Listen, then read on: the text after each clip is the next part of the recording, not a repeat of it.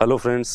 तो अपन पढ़ रहे हैं फंडामेंटल राइट्स और मुझे उम्मीद है कि आप मन लगा के पढ़ रहे होंगे।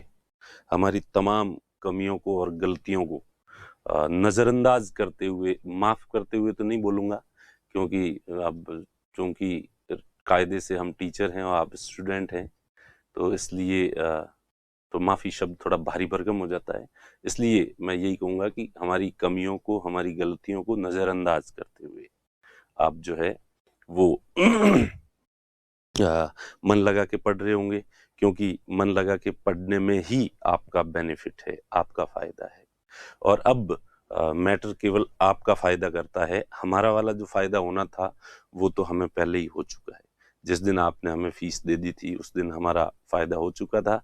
लेकिन अब आपका ज़्यादा से ज़्यादा फ़ायदा कैसे हो सकता है? तो जैसा कि मैंने पहले भी कहा है क्लास में कि पॉजिटिव माइंडसेट जितना ज़्यादा रखोगे, उतना ही इस दुनिया से आप जो है वो ग्रास्प ज़्यादा से ज़्यादा कर पाओगे, चीज़ें ज़्यादा से ज़्यादा सीख पाओगे। तो हम फंडामेंटल राइट्स पढ़ रहे थे, मूल अधिकार पढ़ रहे थे, और मूल अधिकार में आर्टिकल 18 और आर्टिकल 19 को आधा पढ़ा था। तो एक बार मैं थोड़ा सा रिवाइज करवा देता हूँ वापस फिर से आर्टिकल 18। तो 18 और 19 जितना पढ़ा था वो मैं एक बार रिवाइज करवा देता हूँ आपको कि आर्टिकल 18 अबोलिशन ऑफ टाइटल्स, उपाधियों का निराकरण करना, उपाधियों का अंत करना। परंपरागत रूप से मोनार्की सिस्टम में जिस तरह से टाइटल्स दिए जाते हैं, राजा महाराजा वगैरह उस टाइप के, तो जो वंशानुगत उपाधियां होती है और जो सोशल डिस्क्रिमिनेशन क्रिएट करती है, सामाजिक भेदभाव या ऊंच नीच को क्रिएट करती है, उस तरह की उपाधियों का अंत करना इसका उद्देश्य था। तो उपाधियों के अंत में अपन ने देखा कि आर्टिकल 18 तो ये कहा कि सबसे पहला जो पॉइंट था वो कहता है कि राज्य किसी को उपाधि जो है वो नहीं देगा। सेना और शिक्षा, ये दो तरह की उपाधियां दी जा सकती है। सेना में परमवीर चक्र, शौर्य चक्र, अशोक चक्र, ये जो है ये उपाधियां हैं। बाकी वाले डेजिग्नेशन होती है, जो पद होता है, जो आदमी की रैंक जो होती है वो पद होता है, तो इस तरह की दी जा सकती है। और इसके अलावा जैसे पीएचडी करने वाले को डॉक्टर दी जाती है, bachelor of arts, bachelor of science, ये जो दी जाती है, तो ये सेना और शिक्षा की उपाधियां दी जा सकती है। इसके अलावा कोई भी उपाधि जो है वो नहीं देगा। तो राज्य जो है वो नहीं देगा, यानी कि हमारी जो सरकार है वो नहीं देगी। मैंने कहा था कि घर में आप जो चाहो वो अपने बेटे को उपाधि दे दो, मेरा राजा बेटा कह दो, प्रिंस कह दो, ड्यूक कह दो, जो कहना है उसको आप कह सकते हैं। इस पर हमारा संविधान रोक नहीं लगाता है। दूसरा है कि इंडियन जो सिटीजन है वो विदेश से भी उपाधि प्राप्त नहीं कर सकता।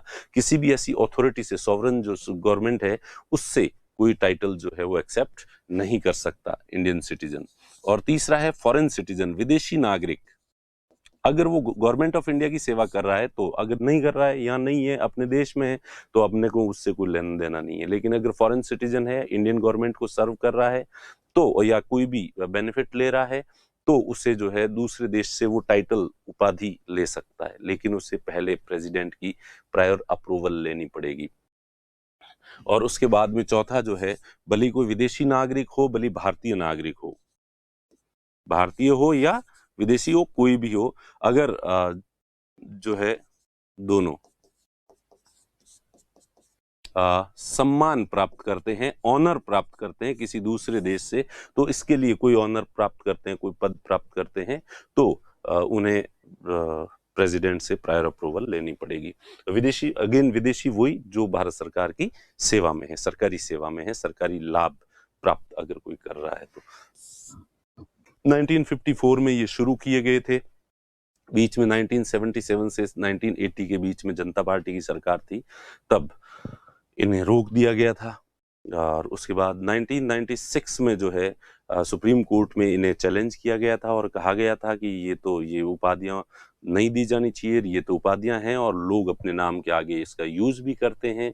और जहां कहीं पब्लिक सम्मान समारोह या पब्लिक सम्मेलन जहां कहीं पे भी होते हैं, वहां पे अगर ये लोग मुख्य अतिथि, चीफ गेस्ट आते हैं, तो इनके नाम के आगे इसका प्रयोग किया जाता है।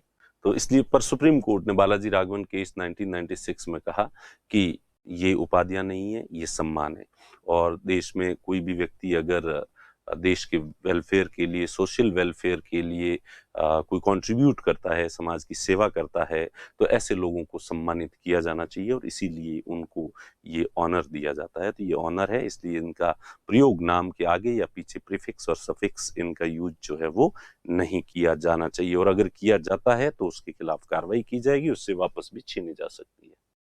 तो ये तो पढ़ा था अपन ने आर्टिकल 18। ठीक है, तो ये हो गया आर्टिकल 18। ठीक है, जो अपन ने पढ़ लिया। उसके बाद जो है ये केस देख लिया अपन ने, और उसके बाद जो है अगला जो है आर्टिकल, अब यहाँ पे 18 पे इक्वलिटी जो है वो समाप्त हो जाती है, और इसके बाद जो है वो फ्रीडम, स्वतंत्रता जो है वो शुरू होती है।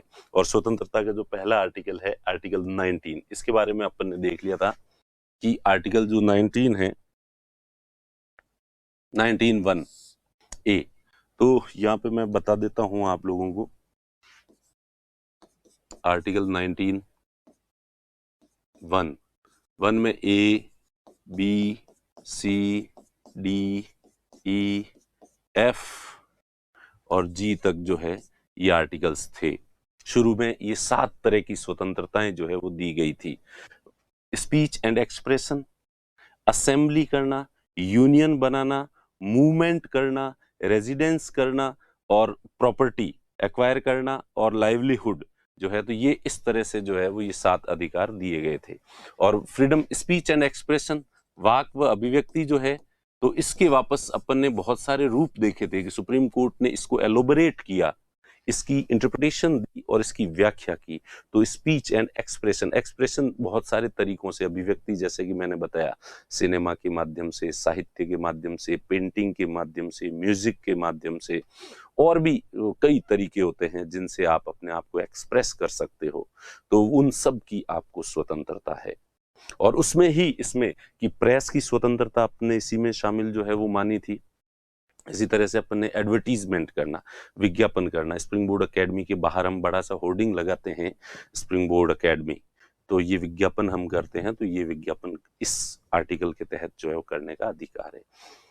इसी तरह से बोलने के साथ साथ सुप्रीम कोर्ट ने कहा कि चुप रहने का अधिकार भी उसमें शामिल है। और कोई व्यक्ति अगर किसी संवेदनशील मुद्दे पर, सेंसिटिव इशू पर, अगर कोई सेलिब्रिटी या कोई भी व्यक्ति अपने विचार अभिव्यक्त नहीं करना चाहता, तो उसे बाध्य नहीं किया जा सकता कि तुम्हें बोलना ही पड़ेगा। चुप रहने का अधिकार है। गवर्नमेंट की जो इंफॉर्मेशन है वो भी, क्योंकि सरकार किसकी है? जनता की है। जनता के द्वारा निर्वाचित सरकार है और जनता के हित के लिए है। इसलिए गवर्नमेंट की कोई भी स्कीम वगैरह होती है तो वो जनता की खुद की है और वो अभिव्यक्त होनी जरूरी है, उसे लोगों को जानना जरूरी है। इसी तरह से फोन टैप नहीं होना चाहिए। बंद का आह्वान जो है, वो राजनीतिक दल अगर बंद का आह्वान करते हैं और आप चाहते हो कि नहीं, आप बंद को नहीं मानोगे और आप अपनी जो है वो शॉप ओपन रखोगे, आप अपनी व्यावसायिक गतिविधि, कमर्शियल एक्टिविटी कंटिन्यू रखोगे, तो आप जो है वो रख सकते हैं। इसी तरह से जो लोग विरोध करना चाहते हैं, धरना देना चाहते हैं, प्रदर्शन करना चाहते हैं, तो उन्हें भी ये अधिकार है। लेकिन जो है वो हड़ताल जो है वो फंडामेंटल राइट नहीं है। वैसे हड़ताल करना आपका अधिकार है, नॉर्मल अधिकार, विधिक अधिकार है, लेकिन ये फंडामेंटल राइट नहीं है कि इसको किसी भी कंडीशन में रोका नहीं जा सकता। एसेंशियल सर्विसेज की जब सप्लाई को कंटिन्यू रखने के लिए सरकार को अगर लगे, बुनियादी आवश्यकता से जुड़ी हुई वस्तुओं या सेवाओं की आपूर्ति को बनाए रखने के लिए सरकार को यदि लगे, तो वो जो है इस तरह की हड़ताल को पे रोक लगा सकती है। तो इस तरह से ये, और फोन टैप नहीं होना चाहिए किसी व्यक्ति का। अगर फोन टैप होता है तो उसके नेचुरल जो उद्गार है वो नहीं निकल पाते हैं। तो ये सारी चीजें इसमें अपन ने देखी थी। फिर सम्मेलन देखा था, और उसके बाद संघ बनाना, यूनियन। ठीक है, तो यूनियन में बाद में 97वें कॉन्स्टिट्यूशन अमेंडमेंट से सहकारिता भी, इसमें सहकारी समिति जो है वो अब इसमें प्रॉपर लिखा हुआ है इसके अंदर। वैसे तो पहले भी कोऑपरेटिव सोसाइटीज बनती थी और इसके तहत ही आती थी और इसकी इंटरप्रिटेशन में वो चीजें भी आ जाती थी। इसमें पॉलिटिकल पार्टी हो गया, एनजीओ हो गया, ठीक है, कोई सामाजिक संगठन हो गया, कोई धार्मिक संगठन हो गया, कोई कंपनी हो गई, ये सब चीजें जो संगठन बनते हैं वो इसी आर्टिकल 19 के तहत जो है वो बनाए जा सकते हैं। ये इस फंडामेंटल राइट्स में इंक्लूड है। और इसी तरह से विचरण करना, रोता फिरना, इधर उधर। और स्टूडेंट्स अगर सबसे ज्यादा किसी फंडामेंटल राइट का प्रयोग करते हैं तो रोते फिरने का प्रयोग जो है करते हैं, इधर उधर घूमते रहते हैं। और जब भी अगर आप ज्यादा इधर उधर घूमो और घर वाले कहे कि इतना क्यों रोते फिरे, ठीक है, तो आप कह देना कि ये मेरा मूल अधिकार है, वैसे कहने की जरूरत नहीं, आप वैसे ही कह दोगे और खूब रोते फिरते हो। तो प्लीज इस फंडामेंटल राइट का प्रयोग आप कम से कम करें, ठीक है। तो और इस फंडामेंटल राइट पर ज्यादा से ज्यादा ध्यान दें। लाइवलीहुड, आजीविका कमानी है आपको, तो वो जो है वो अच्छी और बेहतर होनी चाहिए।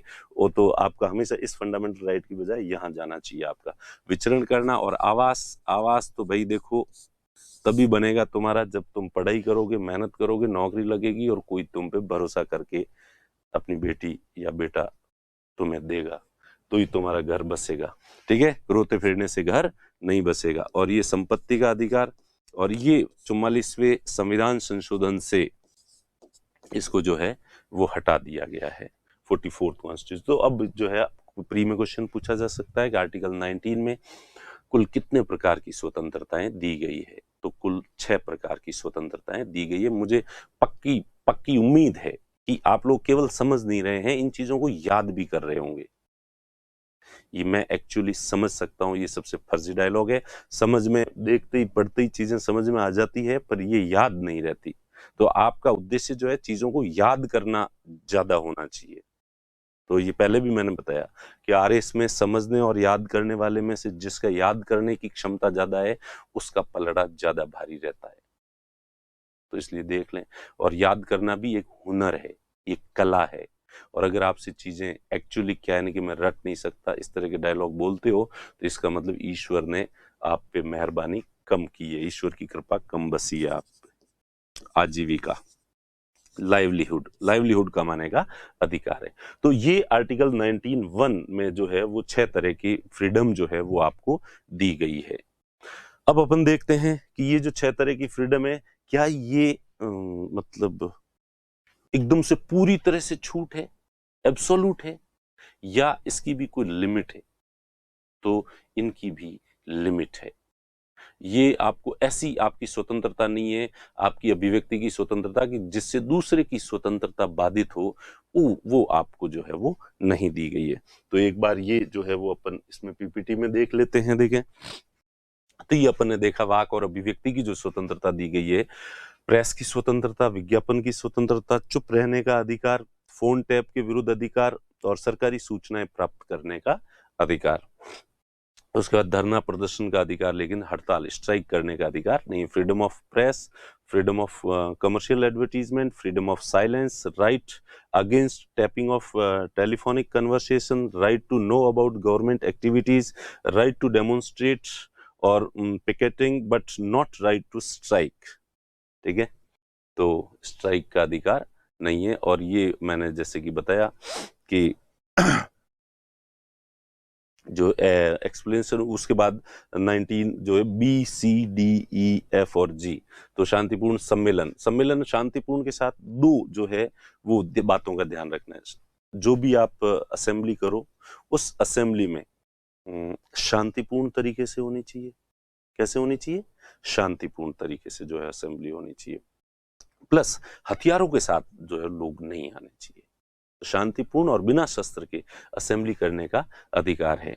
उसके बाद है यूनियन, संघ बनाने का अधिकार, तो ये मैंने सब बता ही दिया। कंपनी, एनजीओ, पॉलिटिकल पार्टी, कमेटियां, club, social organisation, religious organisation वगैरह सब जो है वो इसी के तहत जो है आ जाते हैं। आबाद विचरण करने का अधिकार, freedom of movement, freedom of residence, कहीं पे भी आप मूवमेंट कर सकते हो, यानी कि हमारा जो पूरा देश है वो एक है और आप इसके सिटीजन हैं, और यहाँ पे सिंगल सिटीजनशिप है, ड्यूल सिटीजनशिप नहीं है, यानी स्टेट की सिटीजनशिप अलग से नहीं दी जाती है। इसलिए पूरे देश में जहां चाहो वहां आप घूम फिर सकते हो पब्लिक प्लेसेस पे। आप किसी के घर में जाके घूमने की कोशिश करो, या पर्सनल किसी का खेत है और उसने बाड़ लगा रखी है कि भाई मैं नहीं आने दूंगा किसी को, और आपको नहीं, मुझे विचरण करने का अधिकार है, तो वो अधिकार आपको नहीं है। किसी की प्राइवेट प्रॉपर्टी में घूमने का अधिकार आपको नहीं है। हाँ, पब्लिक प्लेसेस जहां पे भी हैं वहां जा सकते हो, ठीक है, कहीं पे भी संपत्ति खरीद सकते हो और वहां अपना आवास जो है वो बना सकते हो खरीद के। ऐसा नहीं कि आवास बनाने का अधिकार है और आप किसी भी सरकारी जमीन पे जाके और मकान बना के बैठ जाएं, झुग्गी झोंपड़ी बना के जिस तरह से लोग बैठे वैसे बैठ जाएं और क्या आवास का अधिकार है। नहीं, लीगल तरीके से जिस तरह से आवास होता है, जब जगह खरीदें, खरीद कर मकान बनाएं और उसके बाद उसमें भी जो नॉर्म्स होते हैं उनका पालन करके और फिर मकान बनाएंगे तो आपको रहने का अधिकार है। संपत्ति का अधिकार, राइट टू प्रॉपर्टी, ये डिलीट कर दिया गया है, हटा दिया गया है, इसे शिफ्ट कर दिया गया है आर्टिकल 300A के अंदर। और लाइवलीहुड का अधिकार, आपको रोज धंधा, काम धंधा जो है वो तो आपको करना ही पड़ेगा। तो ये था। अब इन आर्टिकल्स ये जो दिए गए हैं इनकी लिमिटेशंस। अब जैसे पहला जो है स्पीच एंड एक्सप्रेशन, वाक और अभिव्यक्ति की स्वतंत्रता। वाक व अभिव्यक्ति, स्पीच एंड एक्सप्रेशन की जो अधिकार आपको जो दिया गया है इसकी लिमिटेशंस हैं। 8 तरह की लिमिटेशंस हैं। कितने तरह की लिमिटेशंस हैं? 8 तरह की। भारत की संप्रभुता व अखंडता, शब्दों पे ध्यान देना। इंडिया की sovereignty and integrity of India, sovereignty and integrity of India, sovereignty and integrity of India, Bharat की संप्रभुता और अखंडता। यानी कि आप बोलो, लेकिन देश की सॉवरेनिटी और इंटीग्रिटी को समाप्त करने वाली कोई बात, ऐसा कोई षड्यंत्र करने वाली कोई बात आप नहीं बोल सकते। आप इस तरह की मूवी बनाओ जिसमें कि भारत के टुकड़े होना करना उद्देश्य दिखाओ और उसका जो प्रचार प्रसार भी करो। आप ऐसा कोई साहित्य लिखो जो देश के विरुद्ध हो, तो आप पर रोक लगाई जाएगी, प्रतिबंध जो है वो आपके ऊपर लगाया जाएगा। देश की संप्रभुता को खत्म करने या देश की अखंडता को समाप्त करने जैसी बातें आपको जो है वो नहीं बोलने दी जाएगी।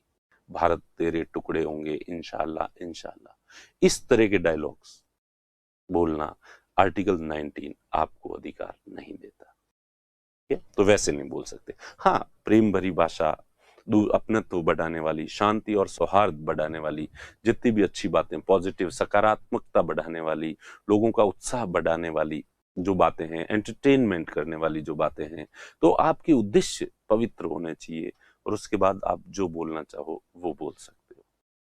लेकिन गलत इंटेंशन से जो है वो आप नहीं बोल सकते, वैसी बात नहीं बोल सकते। दूसरा है राज्य की सुरक्षा, सिक्योरिटी ऑफ स्टेट।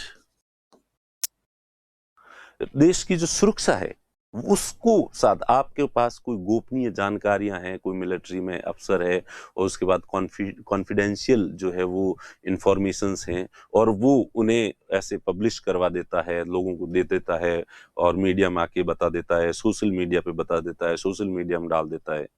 तो ऐसी कोई चीज जो आप एक्सप्रेस करते हो, बताते हो लोगों को, उससे देश की सुरक्षा खतरे में पड़ती है, तो वो आपको अधिकार नहीं है। आर्टिकल 19 वो अधिकार नहीं देता। तो आर्टिकल 19 आपको बोलने का अधिकार देता है, लेकिन उस अधिकार के साथ आपके ऊपर बहुत सारी मर्यादाएं, बहुत सारी सीमाएं, लिमिटेशंस भी इम्पोज करता है, थोपता है। उसके बाद तीसरा है विदेशी राज्यों के साथ मित्रवत संबंध।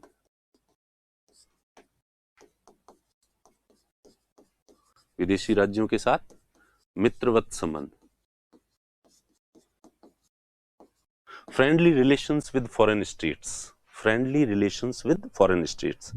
We have friendly relations with other states, other countries, and no one can express such a language so that those relations can be disturbed. ठीक है, तो ऐसे वो जो संबंध है, मित्रवत संबंध है, उनको बिगाड़ने वाली ऐसी चीजें जो है वो नहीं बनाने दी जाएगी, ऐसी बातें नहीं कहने दी जाएगी आपको कि जिससे हमारी विदेश नीति जो है वो प्रभावित हो और दूसरे देशों की सरकार कोई न्यूज़पेपर है और वो लगातार किसी देश के विरुद्ध जो है वो अनर्गल छापता रहता है। अब हालांकि पाकिस्तान के विरुद्ध तो जितना छापो उतना ही कम है, क्योंकि वास्तव में ही पाकिस्तान हमेशा से ही हमारे देश में आतंकवाद को प्रोत्साहित करता है, नशीले पदार्थों की तस्करी को भी प्रेरित करता है, हमारे देश के अंदर भी फूट डालने की पूरी कोशिश भी करता है। तो वो तो कितनी ज्यादा करता है कि शायद हम उसकी भले कितनी भी बुराई करें तो वो हमेशा कम ही रहेगी। ठीक है। तो लेकिन आप जो कोई अच्छा देश है जैसे नेपाल है, उसके साथ हमारे संबंध अच्छे हो सकते हैं, तो उसके खिलाफ जो है लगातार कोई जहर उगले तो सरकार उसके ऊपर रोक लगा सकती है कि नहीं भाई, नेपाल के साथ हमारे संबंध, बांग्लादेश के साथ हमारे संबंध बहुत अच्छे हैं, तो इनको बिगाड़ने वाली बात अगर कोई कहे तो उसको सरकार जो है रोक सकती है कि ये गलत है, बिल्कुल ऐसा नहीं करेंगे। न्यायालय की अवमानना, contempt of court, contempt of court, यानी कि अब न्यायालय की अवमानना ये भी एक टॉपिक है। ठीक है। Contempt, civil contempt and criminal contempt, दो तरह कंटेम्प्ट होते हैं। जब जुडिशरी हम पढ़ेंगे तो उस समय इसके बारे में जो है वो पढ़ेंगे। तो न्यायालय की अवमानना यानी कि न्यायालय का अपमान करने वाली कोई भी भाषा आप जो है वो प्रयोग में नहीं ले सकते। हाँ, सकारात्मक दृष्टि से न्यायालय के कोई भी निर्णय होते हैं तो आप उन निर्णयों की पॉजिटिव क्रिटिसिज्म जो है वो कर सकते हैं, और क्रिटिसिज्म से ऐसे लगना चाहिए कि आप जुडिशरी का अपमान नहीं करना चाहते, बल्कि जुडिशरी से भी कई बार कुछ गलतियां हो जाती है तो उन गलतियों को आप उजागर कर सकते हैं। सुप्रीम कोर्ट के किसी फैसले की हल्की फुल्की आलोचना भी कर सकते हैं आप। ठीक है। लेकिन आप एक हद पार करके और गाली निकालने लग जाओ या उसके बारे में अंट-शंट ऐसे कुछ बोलो जिससे एकदम स्पष्ट लगता हो कि ये व्यक्ति जो है वो अपने आप को कानून और न्यायालय से बड़ा मान रहा है और इसका उद्देश्य न्यायालय का अपमान करना है, तो इस तरह की जो अभिव्यक्ति होती है वो न्यायालय की अवमानना होती है, कंटेम्प्ट ऑफ कोर्ट होता है। तो वो करने का अधिकार नहीं है। आप बोलो, कुछ ही बोलो, लेकिन आप न्यायालय का अपमान नहीं कर सकते। मानहानि,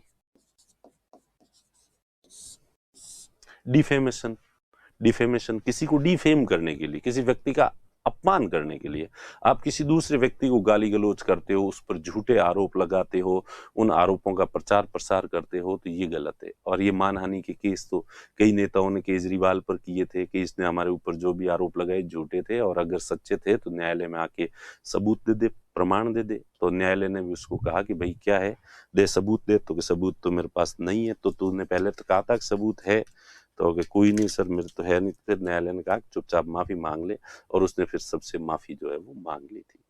तो सामान्यतः, और मानहानि के आप राजनीतिक घटनाक्रम में रोजमर्रा की जिंदगी में देखते ही हो कि किसी भी व्यक्ति पर कोई आरोप लगाता है तो वो दूसरा वाला कहता है कि मैं न्यायालय में जाऊंगा और मानहानि का केस करूंगा, इस पे डिफेमेशन का केस करूंगा कि ये मुझे डिफेम कर रहा है। ठीक है। तो आप दूसरे को गाली गलौज, दूसरे के ऊपर झूठे आरोप वगैरह नहीं लगा सकते, उसका उसके सम्मान में हानि पहुंचे ऐसा, उसकी फेम जो है वो डी हो, कम हो, ऐसा काम जो है वो नहीं कर सकते। उसके बाद है नैतिकता, मॉरलिटी, यानी कि देखिए इंडिया के अंदर पॉर्न जो मूवीज हैं, पॉर्न साइट्स हैं, ये अलाउ नहीं है। इसीलिए नहीं है कि हम उन चीजों को इमोरल मानते हैं, अनैतिक मानते हैं। तो ऐसी अभिव्यक्तियां, ऐसी पेंटिंग्स, ऐसी मूवी, ऐसा साहित्य जो अश्लील हो, ठीक है, तो उसको जो है वो जो मॉरलिटी के पैरामीटर्स पर खरा नहीं उतरता हो, तो इस तरह की चीजों को पब्लिश करने का या इस तरह के एक्सप्रेशंस का अधिकार आपको आर्टिकल 19(1)(a नहीं देता है। तो मेरे ख्याल से ये क्लियर हो गया होगा।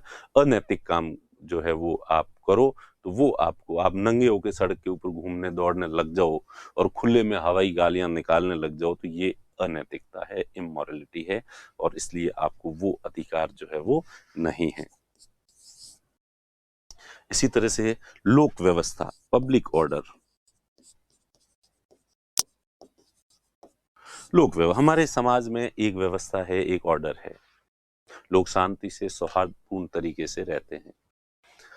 आप जो है सोशल मीडिया पर ऐसी सामग्री डालते हो, आप ऐसे भाषण देते हो जिससे दो जातियों के बीच, दो धर्मों के बीच तनाव बढ़े और अराजकता जैसी स्थिति उत्पन्न हो, तो ये पब्लिक ऑर्डर जो है, पब्लिक के बीच में जो एक व्यवस्था है, ये छिन्न भिन्न हो, ये भंग हो और लोगों के बीच में क्रोध, द्वेष ये बढ़े, तो इस तरह की बातें लिखने का अधिकार आर्टिकल 19 आपको जो है वो नहीं देता है।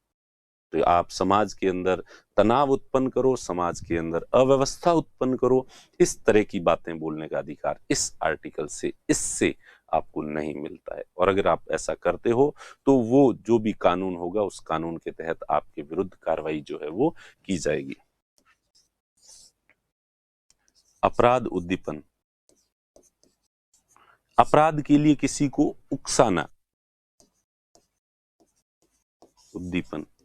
Incitement for incitement to an offence, किसी को ऑफेंस करने के लिए इंसाइट करना, कर दे बाटो फेंक, ठोक ठोक ठोक फोड़ दे कांच।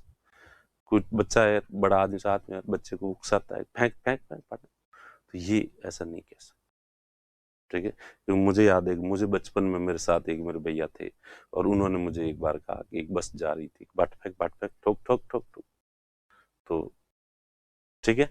तो अब मुझे वही उदाहरण याद आता है कि इस तरह से किसी दूसरे को अपराध करने के लिए उकसाने वाली भाषा अगर आप बोलते हो, एक ऐसा जोशीला भाषण देते हो और उसके बाद लोग जाके तोड़ फोड़ करते हैं, अपराध करते हैं, एक ऐसा भाषण देते हो और उसके बाद जो है जोश में आके लोग चोरी डकैती करना शुरू कर देते हैं, लूटपाट, बैंकों को या दुकानों को लूटना शुरू कर देते हैं, तो इस तरह की भाषा बोलने का अधिकार आपको नहीं है।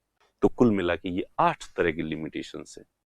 कितने तरह की? 8 टाइप्स ऑफ लिमिटेशंस। जो आप, ये मर्यादाएं हैं, आपको जो अधिकार दिया गया है वो अधिकार एब्सोल्यूट नहीं है, वो अधिकार एकदम से लिमिटलेस, असीमित नहीं है, बल्कि उस अधिकार की एक सीमा है, एक लिमिटेशंस है, ये उसके रेस्ट्रिक्शंस हैं, ये प्रतिबंध हैं कि आप इस तरह की भाषा या इस तरह की अभिव्यक्ति नहीं कर सकते।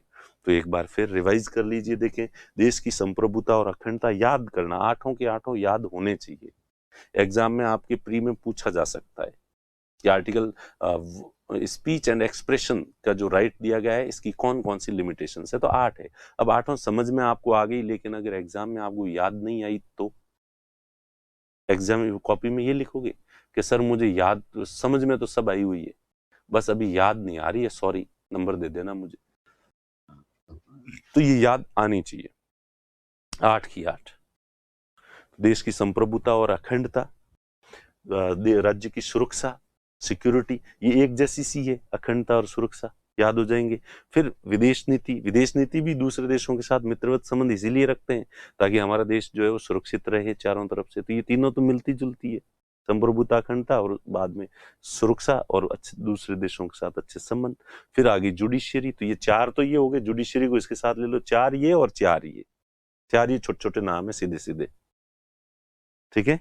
सम्मान, किसी का कम करना, गाली देना किसी को, और गाली देना अनैतिक भी है, तो ये दोनों, एक गाली देने में एक ही बात आ गई दोनों की। या किसी आदमी को गाली देने के लिए प्रेरित करना कि दे दे गाली, गाली बोल दे इसको, ठीक है। तो इससे उसका सम्मान होगा, उस जिसने गाली दी है उसने अनैतिक भाषा का प्रयोग किया है, और जिसने उसको उकसाया है उसने अपराध उद्दीपन जो है वो किया है।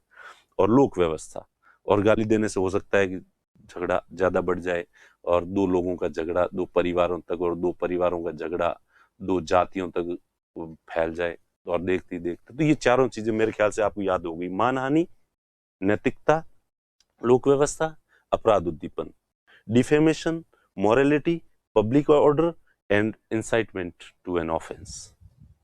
तो ये 8 पॉज करके और एक बार 8 को याद करने की कोशिश करो, और उसके बाद जो है नेक्स्ट आगे बढ़ते हैं अपन। उसके बाद दूसरा अपन ने देखा था सम्मेलन करना।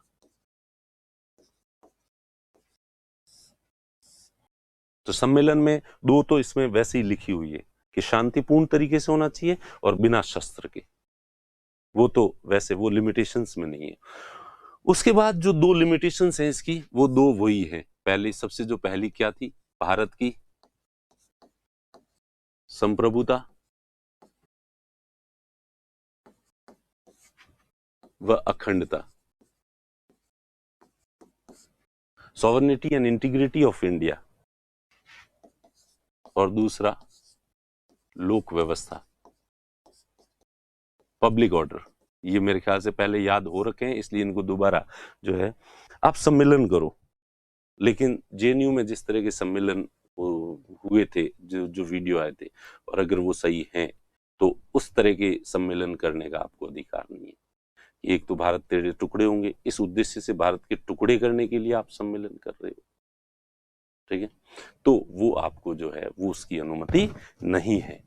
और लोक व्यवस्था, एक ऐसा सम्मेलन बुलाओ और सम्मेलन के बाद आप किसी दूसरे वर्ग के लिए, दूसरी जाति के लिए, दूसरे धर्म के लिए, दूसरे मोहल्ले के लिए जो भड़काऊ भाषण दो वहां पे, और उससे जो है वो झगड़ा बढ़ जाए, पब्लिक ऑर्डर अस्त व्यस्त हो जाए, इस तरह का अधिकार नहीं है आपको। तो सम्मेलन में आपको ये दो तरह की लिमिटेशंस है, इन दोनों चीजों का ध्यान रखें और उसके बाद आप शांतिपूर्ण तरीके से जो सम्मेलन बुलाएं वो वाले सम्मेलन आप जो है वो बुला सकते हैं।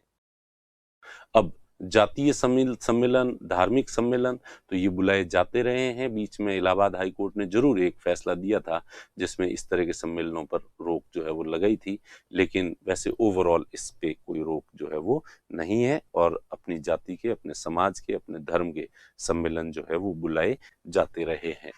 ठीक है, तो ये सम्मेलन जो है वो बुलाने का, उसकी दो लिमिटेशंस है और दो इसके अंदर ही इंक्लूड थी, बिना शस्त्र का होना चाहिए और शांतिपूर्ण तरीके से जो है वो होना चाहिए। सम्मेलन के बाद जो है तीसरा था संघ बनाना, यूनियन व सहकारी समिति। ठीक है, यूनियन बनाना, तो इसकी जो लिमिटेशंस हैं वो तीन हैं। दो तो ये कि यही है, यहां ले आओ सेम। अब आपको ज्यादा याद पहले वाले में ही 8 करनी थी। अब ये जो दो है, भारत की संप्रभुता व अखंडता, sovereignty and integrity of India और पब्लिक ऑर्डर, तो इसमें भी है और एक और जुड़ जाती है और वो है मॉरलिटी, नैतिकता। आप संगठन बनाओ, कोई दिक्कत नहीं है, लेकिन आशाराम बापू जैसा संगठन मत बनाओ कि वहां पे फिर इमोरल एक्टिविटीज जो है वो होती है। तो अनैतिक गतिविधियां का संचालन करने के उद्देश्य से आप कोई भी संगठन नहीं बना सकते। और देश की एकता और अखंडता, संप्रभुता जो है उसको खत्म करने के लिए सम्मेलन, कोई संगठन ऐसा हो जिसका उद्देश्य यही हो, जैसे ये नक्सली ऑर्गेनाइजेशन है, तो ये नक्सली ऑर्गेनाइजेशन जो है ये देश की, हमारी जो संप्रभुता है या देश की जो अखंडता है, इसको खत्म करना चाहते हैं। जम्मू कश्मीर के जितने भी टेररिस्ट ग्रुप हैं, तो ये जो संगठन है, ये इनका उद्देश्य देश की जो इंटीग्रिटी है इसको समाप्त करना है। तो ऐसा संगठन बनाने का अधिकार आपको नहीं है। ठीक है, और उसके साथ ही पब्लिक ऑर्डर, आप ऐसा संगठन बनाओ जिससे कि जातीय या धार्मिक विद्वेष फैले, तो वो आपका अधिकार जो है वो नहीं है। उस उद्देश्य से आप संगठन नहीं बना सकते। तो भले कितने ही कट्टर हिंदू संगठन है, कट्टर मुस्लिम संगठन है, उन पार्टियों के जो मैनिफेस्टो होते हैं उनमें ऐसा कहीं उल्लेख नहीं होता है। उसमें सब जगह यही होता है कि देश की एकता, अखंडता, संप्रभुता को बढ़ाना है, सामाजिक सौहार्द को बढ़ाना है, ये करना है, वो करना है, देश के नैतिक स्तर को ऊंचा उठाना है। तो वो अपने पार्टी का जो घोषणा पत्र होता है उसमें इस तरह की घोषणाएं जो है वो लिखते हैं। ठीक है, इसीलिए वो सब वैलिड हैं। हो सकता है कि अब उनके मन के जो भाव है वो कुछ अलग होते हैं, हाथी के दांत दिखाने के अलग, खाने के अलग, ऐसा हो सकता है, लेकिन खुले में, इसीलिए उनके ऊपर ऐसा सीधा आरोप जो है वो नहीं लगाया जा सकता कि ये कैसे संगठन है। तो संघ बनाने में 3 लिमिटेशंस, कितनी? 3 लिमिटेशंस। उसके बाद जो है विचरण करना, मूवमेंट, रोता फिरना, ठीक है, और आवास, रेजिडेंस, ये जो 2 चीजें हैं ये ओवरलैपिंग है। आदमी जहां घूमेगा वहीं जहां उसका घर होगा, और घर होगा तो वहां घूम के वहां जाएगा ही, घर तो जाना ही पड़ेगा। घर से बाहर भी निकलेगा, घर पे अंदर भी आएगा। ठीक है, तो ये विचरण थोड़ा बड़ा है और आवास उसके अंदर ही इंक्लूड है। तो ये दोनों जो है ना ओवरलैपिंग है, एक दूसरे के ऊपर अतिव्याप्त होते हैं ये, और इसलिए ये एक दूसरे के कॉम्प्लीमेंट है। तो इस वजह से इन दोनों की लिमिटेशंस जो है एक जैसी ही रखी गई है, इन दोनों की। और इन दोनों की लिमिटेशंस भी 2 हैं, लेकिन इस बार ये 2 अलग हैं। यहां तक तो वो 8 में से ही निकले थे, ये 2 और ये 3, लेकिन यहां थोड़ा अलग है। जनसाधारण के हित में, in the interest of general people, general people जो है उनके, जनसाधारण के हित में, ठीक है, और जनजातीय लोगों के हित में, जनजातीय लोगों के हित में, ठीक है, in the interest of general people, common people and in the interest of tribal people. अब जनसाधारण के हित में आपके जो है सीआरपीसी की धारा है 144 और आईपीसी की धारा है 141। ये जो दोनों हैं, धारा 144 आपने सुना ही होगा, थोड़े दिन में अभी भी राजस्थान में खूब घोषणा होती रहती है, धारा 144 लगेगी, 4 से ज्यादा लोग एक जगह इकट्ठे जो है वो नहीं हो सकते, ठीक है। तो सॉरी, ये विचरण मूवमेंट के लिए नहीं है, ये इन दोनों धाराओं का प्रयोग जो है वो अपन करेंगे ये सम्मेलन के मामले में, यहाँ पे इनका प्रयोग करना था, मैं थोड़ा भूल गया था, अभी मुझे एकदम से याद आया कि धारा 144 और धारा 141 है, सेक्शन 144 एंड सेक्शन 141, तो ये आप सम्मेलन करते इकट्ठे होते हो ना, तो इसकी ये जो है वो पब्लिक ऑर्डर कहीं जो है भंग ना हो जाए, इसलिए लोक व्यवस्था भंग ना हो जाए, इसलिए ये प्रोविजंस किए गए हैं। तो इनके तहत आपके ऊपर रोक लगाई जा सकती है। तो चूंकि ये जो आपको सम्मेलन करने की जो स्वतंत्रता दी है, ये अबाध स्वतंत्रता नहीं है, ठीक है, तो ये वहां उसको हित में करें। और जनसाधारण के हित में आपको जो है वो जो रोका जा सकता है, तो इसका प्रयोग हम यहाँ पर भी कर सकते हैं कि जनसाधारण के हित में, जनता के हित में लॉ एंड ऑर्डर नहीं बिगड़े, व्यवस्था नहीं बिगड़े, इसलिए आपको जो है, और लॉ एंड ऑर्डर बिगड़ेगा तो आम आदमी को ही परेशानी होगी। कोई भी धरने देते हैं, प्रदर्शन करते हैं, हड़ताल करते हैं, आप सभी लोग उनका पूरा समर्थन भी करते हैं, लेकिन उसके साथ क्या कभी आप ये भी सोचते हैं कि उनके इस धरने की वजह से कितनों लोगों को असुविधाएं होती है? जो जिन रास्तों पे वो धरने होते हैं, उस रास्ते से गुजरने वाले लोगों की आत्मा क्या देती है? दुहाई देती है या बद्दुआई देती है, ठीक है, और कितने लोगों को तकलीफ होती है उस चीज से। तो वो जो, तो इस तरह से ये जो प्रदर्शन होते हैं, ये जो कुछ भी होते हैं, तो उनसे ये लोगों के जनहित जो है वो प्रभावित होते हैं, और जनता के हित प्रभावित हों तो विचरण पे, आपके घूमने फिरने पे जो है वो रोक लगाई जा सकती है। जो कर्फ्यू लगाया जाता है कि आप बाहर नहीं घूमोगे, तो वो कर्फ्यू इसी के लिए लगाया जाता है। कर्फ्यू क्यों लगाती सरकार को? शौक थोड़ी आता है। हालांकि कोरोना के काल में जो कर्फ्यू लगाया गया है, रात का कर्फ्यू, ये तो बेतुका सा है, किसी को इसका लॉजिक, हम इतने लोगों से पूछ लिया, किसी को ही समझ में नहीं आया। इसलिए प्लीज इस कर्फ्यू को उदाहरण न लें, क्योंकि इसको लोगे तो आपको लगेगा कि ये जनता के हित के लिए नहीं है, बल्कि पुलिस के द्वारा जनता को टॉर्चर करवाने के लिए एक अनावश्यक रूप से शुरू की गई कार्रवाई है। लेकिन कहीं सांप्रदायिक तनाव अगर फैल जाता है, अव्यवस्था फैल जाती है, और उसके बाद स्टेट जो कर्फ्यू लगाता है, तो वो कर्फ्यू जो है वो जनता ज्यादा मानहानि नहीं हो, लोगों की जो है वो जान की क्षति नहीं हो, माल की क्षति नहीं हो, उपद्रव ज्यादा नहीं फैले, और नहीं फैलेगा तो अल्टीमेटली तो उपद्रव फैलेगा तो भुगतेगी तो कौन? जनता ही भुगतेगी। तो जनता के हितों को सुरक्षित रखने के लिए ही कर्फ्यू जैसे जो है वो लगाए जाते हैं, ठीक है। उसके बाद जो है अपन इसमें देखें तो इस तरह से तो खैर कम जाएगा ये। तो ये जो दो और जनजातीय लोगों के हित में, ट्राइबल पीपल, तो ये अपन जो शेड्यूल्स पढ़ रहे थे तब भी अपन ने पढ़ा कि जो जनजातीय क्षेत्र होते हैं, तो जनजाति किसे कहते हैं? जनजाति उसे कहते हैं जो समाज की मुख्य धारा से कटे हुए क्षेत्र जो थे, और चूंकि ये समाज की मुख्य धारा से कटे हुए थे, इसलिए इनके रीति रिवाज, इनका खान पान, इनका रहन सहन, इनके त्योहार, सब कुछ जो है वो हमसे अलग होते हैं। और चूंकि अलग होते हैं, और हमारे लोग जाके वहां जाएंगे तो उनको डिस्टर्ब ही करेंगे, और उनकी जो एक शांति है उसको वो भंग करेंगे, और उनके अपने कुछ अधिकार हैं जो बने रहने चाहिए। तो इसके लिए जो है वो आप लोगों पर ये रोक लग सकती है कि आप लोग जो है उन क्षेत्रों में नहीं जाएंगे और उन लोगों को डिस्टर्ब नहीं करेंगे।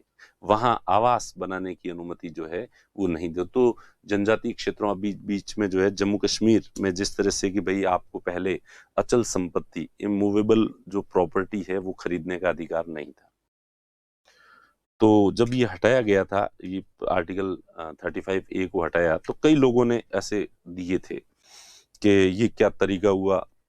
नॉर्थ ईस्ट के जो स्टेट्स हैं उनको आर्टिकल 370 के तहत जो है वो जम्मू कश्मीर को दिए गए थे प्रिविलेजेस, और 371 के तहत जो है वो उन राज्यों को विशेष जो है अधिकार दिए गए हैं, प्रिविलेजेस। और उनमें से एक ये भी है कि वहां पे सामान्य व्यक्ति के विचरण पर रोक लगाई जा सकती है, और वहाँ इमूवेबल प्रॉपर्टी, निश्चित जो क्षेत्र हैं जनजाति, पर्टिकुलर जो ट्राइबल एरियाज हैं, वहां पे आपके रेजिडेंस करने पर भी रोक लगाई जा सकती है।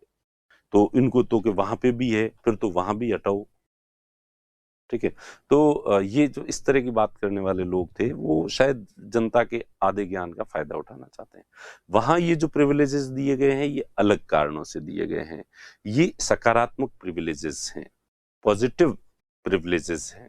सकारात्मक जो डिस्क्रिमिनेशन या प्रिविलेजेस उन्हें कहते हैं जब हम किसी कमजोर को, ये विशिष्ट व्यक्ति है, पावरफुल है और एक कमजोर है, कमजोर को हम विशेष अधिकार देते हैं ताकि वो इसके बराबर आ सके, तो इसे हम कहेंगे सकारात्मक, पॉजिटिव प्रिविलेजेस।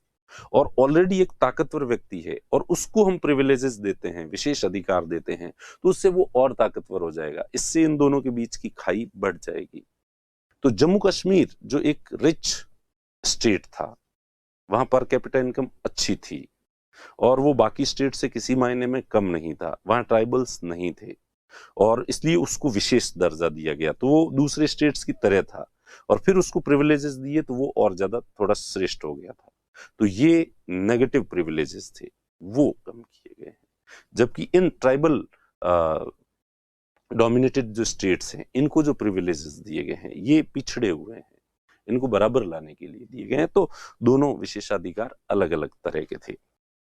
तो इस तरह से जो है ये हमने देखा कि तो जनसाधारण के हित में लोगों के मूवमेंट पर रोक लगाया जा सकता है जैसे कि कर्फ्यू, और जनजातीय लोगों के हित में जो है जनसाधारण के आवास पर या मूवमेंट पर रोक लगाया जा सकता है। इसी तरह से किसी एरिया के अंदर मूवमेंट या आवास, अगर कोई ग्रीन बेल्ट प्रोटेक्ट करना है और कि भाई वहां पे जो है इतना ग्रीन एरिया होना ही चाहिए और वहां रेजिडेंशियल कॉलोनी नहीं होनी चाहिए, इससे उसको प्रकृति को नुकसान पहुंचेगा और प्रकृति को नुकसान पहुंचेगा तो अंततः जनता का ही नुकसान है, तो इस उद्देश्य से कुछ क्षेत्रों को ऐसे घोषित किया जा सकता है कि यहाँ पे आवास जो है वो नहीं होगा। तो इस तरह से ये दो उद्देश्य, आपको दो बातें ध्यान रखनी, बस इतनी लंबी चौड़ी रामायण इसीलिए पढ़ी है। ये जो दो चीजें हैं, मूवमेंट एंड रेजिडेंस, इनको, इनकी लिमिटेशंस हैं कि गवर्नमेंट जनसाधारण के हित में या जनजातीय लोगों के हित में इनके किसी क्षेत्र विशेष में मूवमेंट या उसको रोका जा सकता है, आवास को रोका जा सकता है। और इसी तरह से सुप्रीम कोर्ट ने एक बार अपने वर्डिक्ट में ये भी कहा कि अब जैसे किसी व्यक्ति को तड़ी पार किया जाता है, जैसे बीच में गुजरात के एक नेता हार्दिक पटेल को तड़ी पार कर दिया, उसने कहा कि गुजरात में ये व्यक्ति नहीं आएगा, तो फिर वो राजस्थान में आके, राजस्थान उदयपुर शहर में जो है वो रहा था। तो कि ये तड़ी पार कैसे कर सकते हैं, ये तो फंडामेंटल राइट है, देश में कहीं पर भी घूम सकता है व्यक्ति। तो सुप्रीम कोर्ट ने अपने वर्डिक्ट में कहा है कि जो हैबिचुअल ऑफेंडर्स होते हैं या जो अब आदतन अपराधी होते हैं, जिनके चार्जशीट खुल जाती है, खूब सारे केस मुकदमे दर्ज हो जाते हैं और ऐसा लगता है कि वो जनसाधारण को नुकसान ही पहुंचाएंगे, तो ऐसे हैबिचुअल जो ऑफेंडर्स हैं उनके किसी क्षेत्र विशेष में प्रवेश पर रोक लगाई जा सकती है। और आर्टिकल 19 के तहत जो है इसे नहीं माना जा सकता कि हर व्यक्ति का कहीं भी अधिकार है। इसी तरह से जो है वो प्रोस्टिट्यूट्स जो होती हैं, वो भी अगर प्रोस्टिट्यूशन का काम करती हैं, प्रोस्टिट्यूट्स हैं, तो उनके भी किसी क्षेत्र विशेष में रेजिडेंस पर रोक लगाई जा सकती है। तो बिल्कुल सरकार अगर चाहे कि नहीं भाई इससे हमारे समाज की जो नैतिकता है इस पर प्रतिकूल प्रभाव पड़ेगा, तो उस पर ऐसा सुप्रीम कोर्ट का वर्डिक्ट जो है वो आया हुआ है। तो इसीलिए वेश्याओं पर और इन हैबिचुअल ऑफेंडर्स पर, इन पर, और इस तरह से बीच में एक बॉम्बे हाई कोर्ट ने डिसीजन दिया था कि एड्स का जो रोगी होता है उसके मूवमेंट पर भी जो है वो रोक लगाई जा सकती है, क्योंकि उससे वो किसी को भी फैल सकता है, तो उसके ऊपर निगरानी रखी जाए। इसी तरह से जनसाधारण के हित में, जैसे अभी कोरोना महामारी है तो लोगों को क्वारंटाइन किया गया, 14 दिन तक घर में ही रहोगे, आप बाहर नहीं घूम सकते। क्यों नहीं घूम सकते? क्योंकि अगर आप बाहर घूमोगे तो ये संक्रामक बीमारी है और ये दूसरे लोगों के बीच आप फैलाओगे, तो इसलिए जनता के हित में, जनसाधारण के हित में आपको जो है वो घूमने फिरने से रोका जा सकता है, विचरण करने से रोका जा सकता है। तो ये दो कारण जो है वो हो गए। उसके बाद संपत्ति तो है नहीं, आजीविका।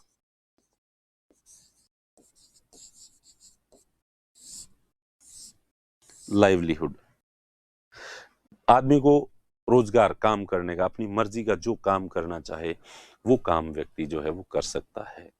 आपको सभी तरह के जितने भी व्यवसाय है वो कर सकता है।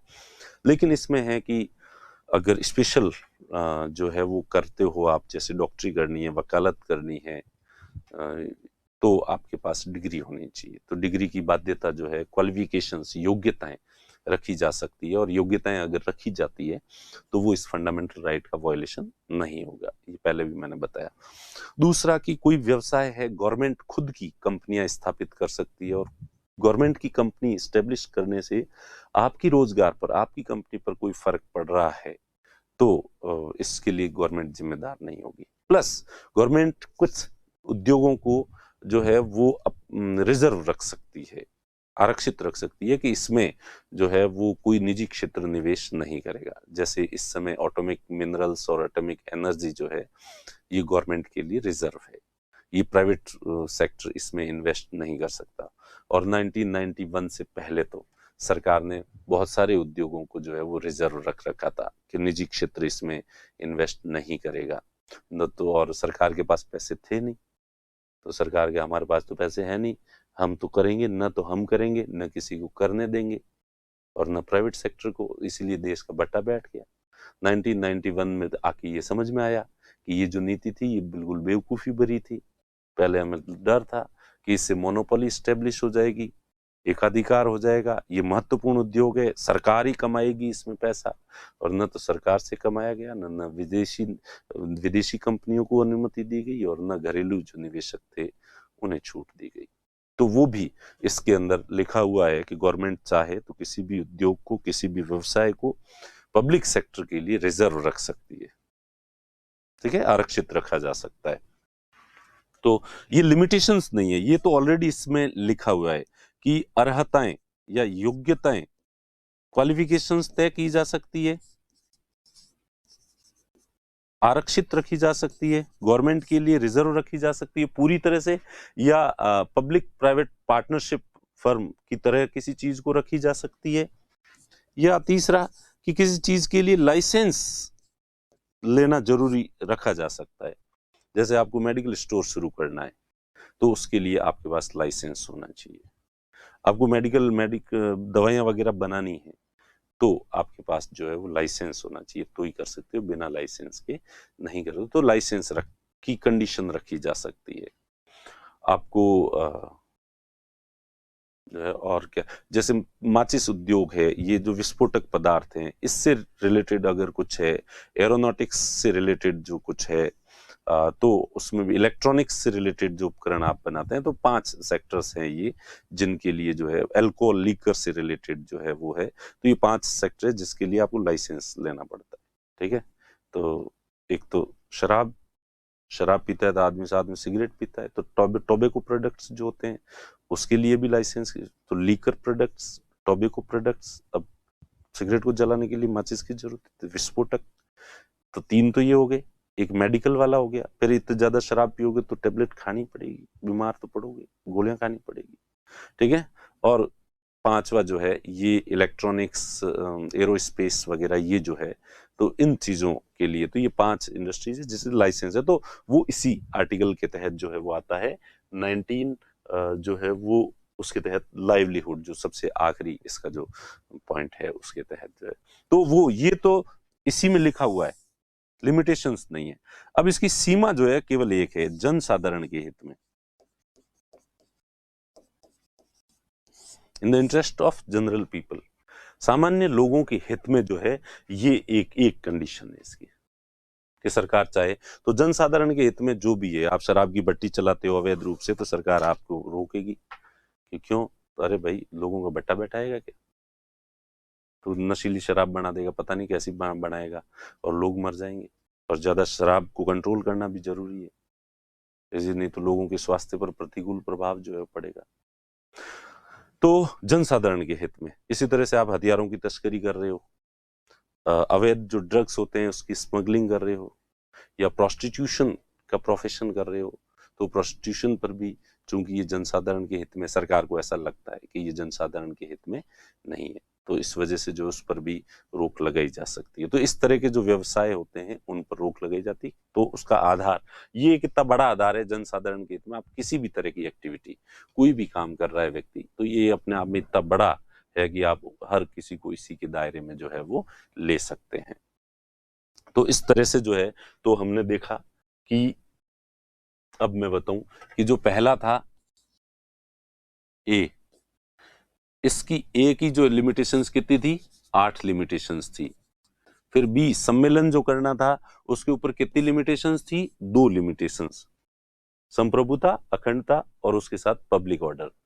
और उसके बाद में सी, जिसके तहत संघ बनाना था, तो संघ बनाने की कितनी लिमिटेशंस हैं, 3, 2 तो ये की ये थी, एक मॉरलिटी और थी। डी और ई, ये जो विचरण, आवास, ये 2 चीजें हैं, इन दोनों के ऊपर कितनी लिमिटेशंस, 2, जनसाधारण के हित में और जनजातीय लोगों के हित में। और जी, आजीविका, लाइवलीहुड, इस पर कितनी लिमिटेशंस हैं, 1, जनसाधारण के हित में। तो ये तो वाक, ये सम्मेलन, तो वाक और अभिव्यक्ति की 8 लिमिटेशंस हैं, सम्मेलन बुलाओ 2 लिमिटेशंस हैं, और संघ बनाओ 3 लिमिटेशंस हैं, विचरण और आवास 2 लिमिटेशन, और लाइवलीहुड की 1 लिमिटेशन जो है, लिमिटेशन दी गई है। तो ये लिमिटेशन है। आर्टिकल 19 जो 1 था, 1A, B C D E F G तक जो है पहले के अंदर तो दी गई है आपको स्वतंत्रताएं, और दूसरा, तीसरा, चौथा, पांचवा, छठा जो है उसमें दी गई है आपकी लिमिटेशंस। तो मेरे ख्याल से ये एकदम क्लियर हो गया होगा आपका। और अब इसके बाद जो है वो आगे बढ़ते हैं अपन। तो इसी चीज को जो है एक बार अपन पावर पॉइंट पे देख लेते हैं। देखें, restrictions on freedom and speech and expression, ठीक है, तो कौन कौन सी है, sovereignty and integrity of India, security of state, friendly relations with foreign states, contempt of court, ये 4 तो ये हो गई। उसके बाद डिफेमेशन, मॉरलिटी, पब्लिक ऑर्डर और इंसाइटमेंट टू एन ऑफेंस। तो ये 8 लिमिटेशंस हैं किसकी, स्पीच एंड एक्सप्रेशन की। उसके बाद अगर देखें तो दूसरा वाला कौन सा अधिकार है अपना, दूसरा अधिकार था सम्मेलन, सम्मेलन करने की 2 लिमिटेशंस हैं, ठीक है, sovereignty and integrity of India and public order. उसके बाद संघ बनाना है आपको, तो सम्मेलन की स्वतंत्रता है, सम्मेलन, सॉरी यहाँ सम्मेलन गलत लिख दिया, यहाँ पे जो है वो लिखना था आपने संघ, सम्मेलन ऊपर आ गया है। तो इसमें 3 लिमिटेशंस जो है वो इसकी हैं, ठीक है। और ये धारा 144 और धारा 141 जो है, इसमें सम्मेलन इकट्ठे होते हैं लोग, उसमें जो है वो शामिल होगी। तो ये पीपीटी वालों ने थोड़ी गलती कर दी है, आप इसको सुधार देना। और आबाद संचरण निवास की स्वतंत्रता की सीमाएं, restrictions on free movement and freedom of residence, तो जनसाधारण के हित में और जनजातीय लोगों के हित में जो है ये विचरण, और इस पर 2 उद्देश्यों से रोक लगाई जा सकती है। और उच्चतम न्यायालय ने वैश्याओं और आदतन अपराधियों को प्रतिबंधित किया जा सकता है कि जो आदतन अपराधी हैं और जो वैश्याएं हैं, इनको किसी क्षेत्र विशेष में आवास करने से या वहां जाने से रोका जो है वो जा सकता है।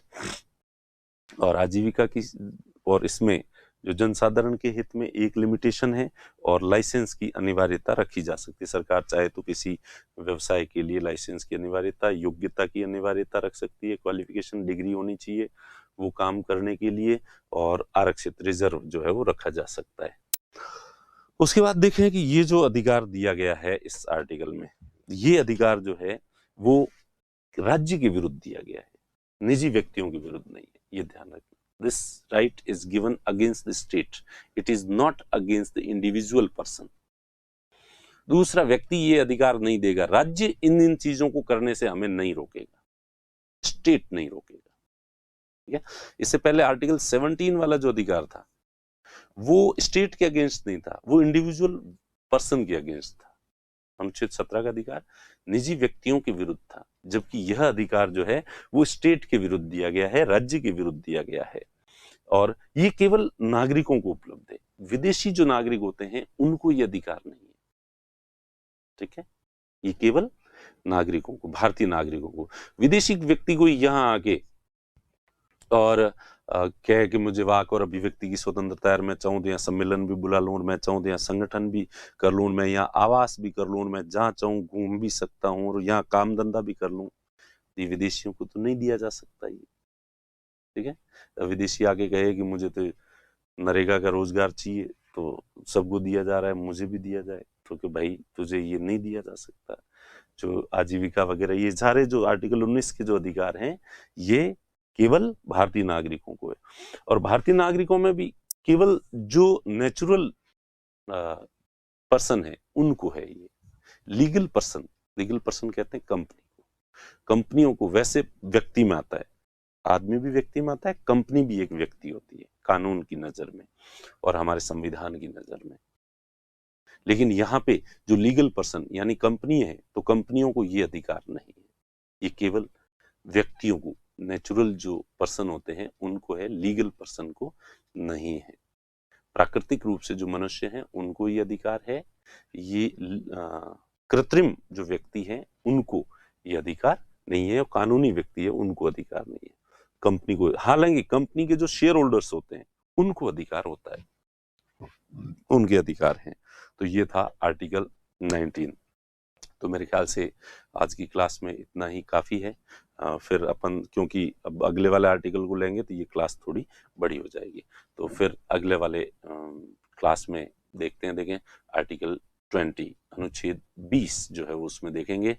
तो ठीक है, तो इतना आज के लिए इतना काफ़ी है। आज का गुरु ज्ञान मैंने शुरुआत में ही दे दिया था, इसलिए आखिर में देने की जरूरत नहीं है, ठीक है। तो मिलते हैं, अपनी पॉजिटिविटी को बनाए रखें, अपनी सकारात्मकता को बनाए रखें, अपने उत्साह को बनाए रखें, क्योंकि जीवन को सफलतापूर्वक जीने की कुंजी यही है, पॉजिटिविटी एंड एंथुजियाज्म, उत्साह जीवन के प्रति, और हर रोज नया उत्साह जो है वो फील होना चाहिए, ठीक है। मिलते हैं कल। Okay, thank you.